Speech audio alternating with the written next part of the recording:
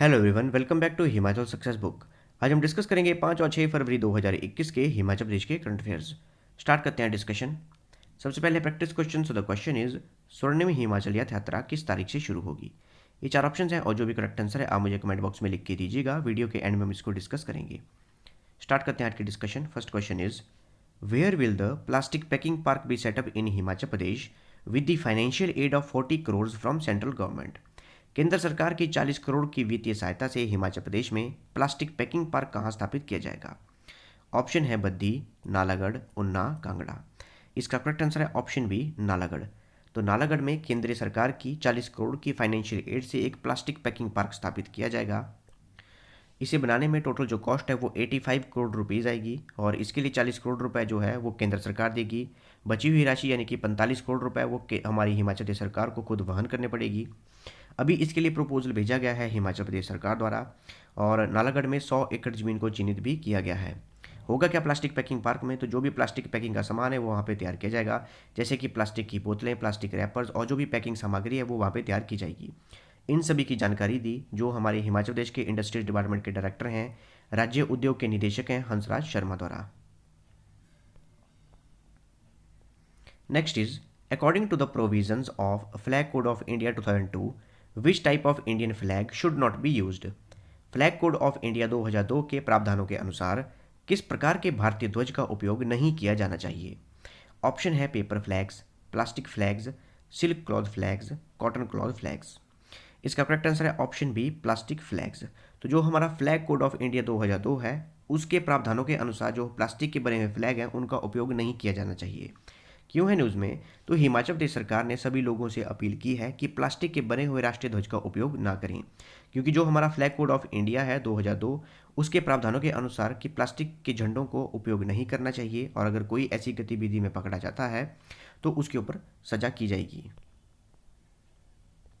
बात करें अगर हम फ्लैग कोड ऑफ इंडिया की, तो फ्लैग कोड ऑफ इंडिया में सबसे पहले था हमारा the emblems and names prevention of improper use act 1950 और prevention of insult to national honour act 1971।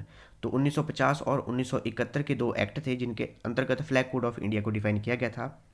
उसके बाद इन दोनों लॉज को इकट्ठा करने के लिए एक फ्लैग कोड ऑफ इंडिया बनाया गया और वो बनाया गया फ्लैग कोड ऑफ इंडिया 2002। 26 जनवरी 2002 को इसे लागू किया गया। इस फ्लैग कोड ऑफ इंडिया 2002 में ये दोनों के दोनों पुराने एक्ट शामिल किए गए हैं और कुछ और भी प्रोविजन किए गए हैं। तो इस फ्लैग कोड ऑफ इंडिया 2002 को 3 पार्ट में डिवाइड किया गया है। इसके 3 पार्ट हैं। सबसे पहला है हमारा first part, general description of the flag. Second है पार्ट है हमारा display of the national flag by members of public, private organisation and educational institutions. और थर्ड पार्ट है हमारा display of national flag by union, state government and their organisation agencies. इसमें सबसे important है हमारा फर्स्ट पार्ट जो कि है general description of the national flag. उसमें बताया गया है कि अगर जब भी हम नेशनल फ्लैग को डिज़ाइन करेंगे तो उसमें उसकी लेंथ और विड्थ की क्या रेशो होगी।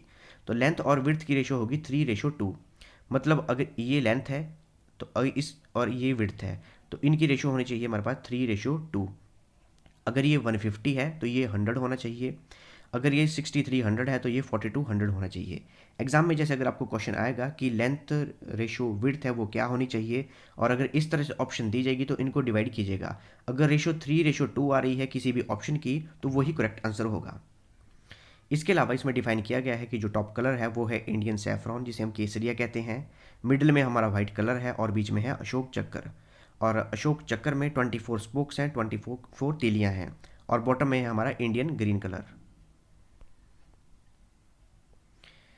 अगर हिस्टोरिकल बैकग्राउंड देखें हम इंडियन फ्लैग की, तो 22 जुलाई 1947 को इसे अडॉप्ट किया गया था और जो हमारा इंडियन फ्लैग है उसकी थीम जो है वो स्वराज फ्लैग के ऊपर डिज़ाइन की गई है और इसे डिज़ाइन किया गया था पिंगली वेंकैया द्वारा। आप इमेज में देख सकते हैं, ये थे पिंगली वेंकैया और इनके द्वारा इसे डिज़ाइन किया गया था। ये आंध्र प्रदेश के रहने वाले थे और मेनली मैक्सिमम टाइम पे जो हमारा इंडियन फ्लैग है उसे खादी या हैंड स्पन क्लॉथ के ऊपर ही डिज़ाइन किया जाता है और ओकेजनली इसे हम पेपर फ्लैग भी बना सकते हैं, पेपर फ्लैग के तौर पे भी इसे यूज़ कर सकते हैं। लेकिन जो हमारा फ्लैग कोड ऑफ इंडिया 2002 है उसके प्रावधानों के अनुसार प्लास्टिक का फ्लैग उपयोग नहीं करना है। Next is, Himachal Pradesh government is planning a Chadar trek on which river? Himachal Pradesh सरकार किस नदी पर एक चादर ट्रैक की योजना बना रही है? ऑप्शन है स्पीति रिवर, चंद्रा रिवर, मियार रिवर, पिन रिवर। इसका करेक्ट आंसर है ऑप्शन बी, चंद्रा रिवर। तो हिमाचल प्रदेश सरकार योजना बना रही है कि लद्दाख की तर्ज पर हिमाचल प्रदेश में भी एक चादर ट्रैक बनाया जाए और वो बनाया जाएगा चंद्रा रिवर पर। तो सर्दियों के मौसम में नदियों का पानी पूरा का पूरा जम जाता है और उसके ऊपर ट्रैकिंग बनाई जाएगी, ट्रैकिंग का रास्ता बनाया जाएगा और ये बनाया जाएगा लाहौल की चंद्रा नदी पर। लद्दाख में ऑलरेडी इस तरह के प्रोजेक्ट काफ़ी चले हुए हैं, चादर ट्रैक काफ़ी बनाए गए हैं और ये बनाया जाएगा जो हमारा अटल टनल है उसके उत्तरी छोर से लेके सिसु के नर्सरी तक लगभग 5 किलोमीटर लंबा ये चादर ट्रैक बनाया जाएगा। आप इमेज में देख सकते हैं इस तरह का ट्रैक बनाया जाता है, इसे कहते हैं चादर ट्रैक। इससे होगा क्या कि जो लोकल लोग हैं उनको वहाँ पर रोजगार भी मिलेगा। देखते हैं मैप में, ये हमारा हिमाचल प्रदेश है और ये हमारा लाहौल स्पीति और यहाँ पे है हमारा कुल्लू। ये है अटल टनल। अटल टनल में ये साउथ ईस्ट का पोर्टल है और ये है नॉर्थ पोर्टल और ये हमारी है चंद्रा रिवर और ये हमारी है भागा रिवर।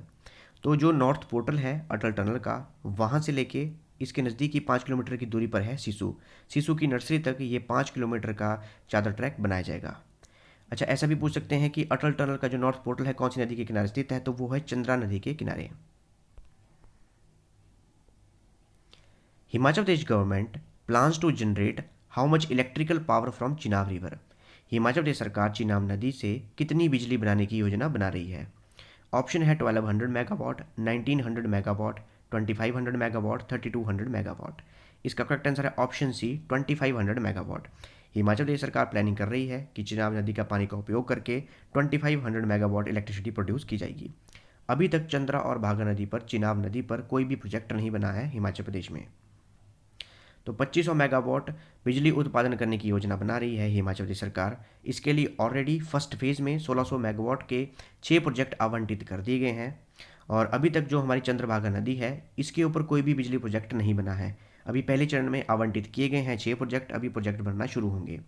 तो प्रारंभिक चरण में जो हमारी Satluj Jal Vidyut Nigam limited, national hydraulic power corporation, Hindustan power corporation limited, national thermal power corporation, इनको 1600 मेगावाट के 6 प्रोजेक्ट डिस्ट्रीब्यूट किए गए हैं। जिसमें कि अगर इंडिविजुअली देखें तो जो हमारी सतलुज जल विद्युत निगम लिमिटेड है उसको 104, 130, 126 ये प्रोजेक्ट डिस्ट्रीब्यूट किए गए हैं, इतने मेगावाट के प्रोजेक्ट डिस्ट्रीब्यूट किए गए हैं। नेशनल थर्मल पावर कॉरपोरेशन को 400 और 120 मेगावाट का प्रोजेक्ट डिस्ट्रीब्यूट किया गया है। हिंदुस्तान पावर कॉरपोरेशन लिमिटेड को 300 मेगावाट का पावर जो प्रोजेक्ट है वो डिस्ट्रीब्यूट किया गया है और इसके अलावा 400 मेगावाट पावर का प्रोजेक्ट भी डिस्ट्रीब्यूट किया गया है। इसके अलावा जितने भी हमारे हिली एरिया हैं वहाँ पर अगर हम कोई भी हाइड्रोइलेक्ट्रिक प्रोजेक्ट बनाते हैं तो उससे जो पर्यावरण है उसके संतुलन बिगड़ने का पूरा पूरा खतरा रहता है, क्योंकि जो भी ग्लेशियर हैं वो काफ़ी मौजूद रहते हैं हमारे हिली एरिया में। और हमारे हिमाचल प्रदेश और देश का सबसे बड़ा ग्लेशियर जैसे शिगड़ी ग्लेशियर जो कि 25 किलोमीटर लंबा है, इसके अलावा गंगस्टांग, कांगड़ा, घेपन और कंगटी, इस तरह के काफ़ी बड़े बड़े ग्लेशियर प्रेजेंट हैं हमारे लाहौल स्पीति डिस्ट्रिक्ट में।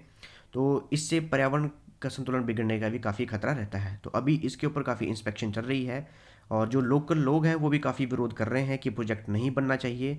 देखते हैं अब आगे क्या होता है। Next is how many seats have been kept under reservation for girls in Sainik school Sujanpur where for the first time girls will be admitted. Sainik school Sujanpur में लड़कियों के लिए कितनी सीटें आरक्षित रखी गई हैं जहां पहली बार लड़कियों को प्रवेश दिया जाएगा। ऑप्शन है 3%, 5%, 10%, 15%। इसका करेक्ट आंसर है ऑप्शन सी, 10%। तो हिमाचल प्रदेश का जो सैनिक स्कूल सुजानपुर है पहली बार वहाँ पे लड़कियों की एडमिशन शुरू की गई है इस बार और 10% जो सीट है वो वहाँ पे रिजर्व रखी गई हैं लड़कियों के लिए। इसकी तैयारी शुरू कर दी गई है, अभी एग्ज़ाम लिया जाएगा और पहली बार वहाँ पे छात्राओं को दाखिला मिलेगा सैनिक स्कूल सुजानपुर में। और ये जो एडमिशन है वो 6th क्लास से शुरू की जाएगी और 10% इसके लिए रिजर्वेशन रखी गई है। और सैनिक स्कूल सुजानपुर के प्रधानाचार्य हैं captain Manoj Kumar Mahwar. Under which project of central government renovation of natural water resources will be done in Himachal Pradesh. Himachal Pradesh में प्राकृतिक जल संसाधनों का नवीनीकरण केंद्र सरकार की किस परियोजना के तहत किया जाएगा। ऑप्शन है Jal Jeevan mission, renovation of old water body project, Har Ghar Jal Yojana, natural water resources project. इसका करेक्ट आंसर है option B, renovation of old water body project. तो हिमाचल प्रदेश के जो नेचुरल वाटर रिसोर्सेज हैं उनको रेनोवेट किया जाएगा और गर्मियों में जो पानी की दिक्कत आती है उसको दूर किया जाएगा। अब नेचुरल वाटर रिसोर्सेज को यूज़ किया जाएगा जैसे कि झरने वगैरह, तो इन सभी को रेनोवेट किया जाएगा renovation of old water body project के अंतर्गत। इसके लिए अभी एक रिपोर्ट तैयार की जा रही है और जो रिपोर्ट है वो केंद्र सरकार को भेजी जाएगी और उसके अनुसार ही केंद्र सरकार हिमाचल प्रदेश को बजट देगी। Next is according to the report of 15th finance commission how many women suffer from anaemia in Himachal Pradesh. 15वें वित्त आयोग की रिपोर्ट के अनुसार हिमाचल प्रदेश में कितनी महिलाएं एनीमिया से पीड़ित हैं। सबसे पहले हमें पता होना चाहिए कि अनीमिया क्या होता है। तो अगर हमारी बॉडी में रेड ब्लड सेल की कमी होती है उससे हमें क्या होगा, वीकनेस आएगी, टायर्डनेस आएगी, उसे कहते हैं अनीमिया। तो 15th फाइनेंस कमीशन ने एक रिपोर्ट जारी की है, उसके अनुसार कितनी प्रतिशत महिलाएं जो हैं हिमाचल प्रदेश में अनीमिया से पीड़ित हैं। ऑप्शन है 32%, 40%, 53.5%, 65%। इसका करेक्ट आंसर है ऑप्शन सी 53.5%। तो हिमाचल प्रदेश में 53.5% महिलाएं ऐसी हैं जो कि अनीमिया से पीड़ित हैं, मतलब उनकी बॉडी में जो रेड ब्लड सेल है उनकी कमी है और उन्हें वीकनेस है और टायर्डनेस भी है। अगर बात करें हम इस रिपोर्ट की तो हिमाचल प्रदेश की 53.5% महिलाएं ऐसी हैं जो अनीमिया से पीड़ित हैं और हमारे पूरे देश में 53.1% महिलाएं ऐसी हैं जो कि अनीमिया से पीड़ित हैं। और हिमाचल प्रदेश जो है वो 0.4% आगे है हमारे देश के जो एवरेज है, देश का जो आंकड़ा है उससे। एग्जाम में इस तरह का क्वेश्चन भी आ सकता है कि हिमाचल प्रदेश में जो महिलाएं अनीमिया से पीड़ित हैं वो हमारे देश के आंकड़े से कितना ज़्यादा है, तो वो है 0.4% ज़्यादा। इसके अलावा अगर बात की जाए हॉस्पिटल में डिलीवरी की, इंस्टीट्यूशन डिलीवरी की, तो हिमाचल प्रदेश की मात्र 76.4% महिलाएं ऐसी हैं जिन्हें कि हॉस्पिटल में डिलीवरी प्रोवाइड होती है, वो वहां तक पहुंच सकती हैं। और देश भर का एवरेज है वो है 78.9%। इसका मतलब ये है कि जो हिमाचल प्रदेश है वो 2.5% कम है हमारी नेशनल एवरेज से। लगभग 1/4 महिलाएं ऐसी हैं जो डिलीवरी के टाइम तक अस्पताल नहीं पहुँच पा रही हैं। हिमाचल प्रदेश में 10,000 लोगों की आबादी पर एक अस्पताल है, 200 लोगों पर एक नर्स है, 700 लोगों पर एक फार्मासिस्ट है, 2200 लोगों पर उपचार के लिए एक डॉक्टर है। इसके अलावा अगर खर्च की बात करें तो प्रत्येक व्यक्ति पर हिमाचल प्रदेश सरकार स्वास्थ्य के लिए 3,074 रुपये खर्च कर रही है। और इसके अलावा देश के जो और राज्य हैं उनका औसत देखा जाए तो 1,218 रुपये खर्च कर रहे हैं और राज्य अपने लोगों के स्वास्थ्य के ऊपर। और जो हमारा राजस्व और पूंजीगत व्यय है पूरे साल के लिए स्वास्थ्य विभाग द्वारा जो दिया जाता है, तो हिमाचल प्रदेश सरकार 6.5% बजट का खर्च करती है स्वास्थ्य के ऊपर, हिमाचल प्रदेश के लोगों के ऊपर। और जो हमारे देश की जो एवरेज है वो है 5.2% स्वास्थ्य के ऊपर। इसके अलावा अगर बात की जाए शिशु मृत्यु दर की, इन्फेंट मोर्टेलिटी की, तो 1000 पर 9 बच्चों की है शिशु मोर्टेलिटी रेट हिमाचल प्रदेश में और हमारे देश की है 32। 53.7% बच्चे ऐसे हैं जिन्हें जो कि अनीमिया से ग्रस्त हैं और हमारे देश में देखा जाए तो 58.6% बच्चे ऐसे हैं जो कि अनीमिया से ग्रस्त हैं। और 21.2% बच्चे ऐसे हैं जो कि कम वजन वाले पैदा होते हैं हिमाचल प्रदेश में। और अगर हमारे पूरे देश में देखा जाए तो 35.8% ऐसे बच्चे हैं जिनका कम वजन होता है जन्म के दौरान। Next is Bhuntar airport is situated on the bank of which river. Bhuntar airport कौन सी नदी के किनारे स्थित है। ऑप्शन है पार्वती, तीर्थन, सैंज, ब्यास। इसका करेक्ट आंसर है ऑप्शन डी ब्यास। तो ब्यास नदी के किनारे स्थित है भुंतर एयरपोर्ट और भुंतर एयरपोर्ट कुल्लू में स्थित है। आप देख सकते हैं इमेज में, ये भुंतर एयरपोर्ट है और ये है हमारी ब्यास नदी। डिस्कस करते हैं practice question. So the question is स्वर्णिम हिमाचल यात्रा किस तारीख से शुरू होगी। इसका करेक्ट आंसर है ऑप्शन बी 15 अप्रैल 2021 से। तो हिमाचल प्रदेश को जो गोल्डन जुबली हुई है अभी पूर्ण राज्य का दर्जा प्राप्त किए हुए, तो पूरे हिमाचल प्रदेश में 2021 में 51 प्रोग्राम आयोजित किए जाएंगे और ऐसा ही एक प्रोग्राम आयोजित किया जाएगा स्वर्णिम हिमाचल यात्रा और 15 अप्रैल 2021 को इसे ऑर्गेनाइज किया जाएगा। तो ये थी हमारी आज की डिस्कशन। और अगर आपको इस सेशन की PDF चाहिए तो आप मेरे टेलीग्राम चैनल से ले सकते हैं। टेलीग्राम पे सर्च कीजिए हिमाचल सक्सेस बुक और वहाँ से आप इस सेशन की PDF प्राप्त कर सकते हैं। मिलते हैं नेक्स्ट डिस्कशन में। Thanks for watching video. Do like, share and subscribe my channel.